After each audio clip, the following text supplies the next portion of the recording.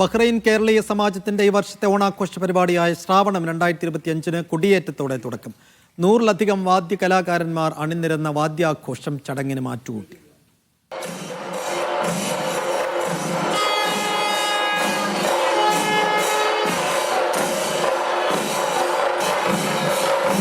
Bahrain കേരളീയ സമാജത്തിൽ president PV രാധാകൃഷ്ണപിള്ളയാണ് ശ്രാവണം ഓണാഘോഷ പരിപാടികളുടെ കൊടിയേറ്റ ചടങ്ങ് നിർവഹിച്ചത്.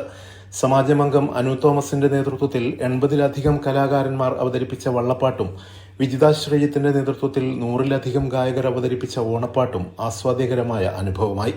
ജനറൽ സെക്രട്ടറി വർഗീസ് കാരക്കൽ, ശ്രാവണം ഓണാഘോഷ കമ്മിറ്റി കൺവീനർ വർഗീസ് ജോർജ്, ഭരണസമിതി അംഗങ്ങൾ, ആഘോഷ കമ്മിറ്റി അംഗങ്ങൾ എന്നിവരും ചടങ്ങിൽ സന്നിഹിതരായിരുന്നു.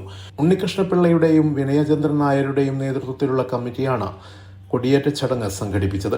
വിവിധ കലാകായിക മത്സരങ്ങളും വിനോദ പരിപാടികളും അടങ്ങുന്നതാണ് സമാജത്തിൽ ഒരുക്കിയിരിക്കുന്ന വൈവിധ്യമാർന്ന ഓണാഘോഷ പരിപാടികൾ.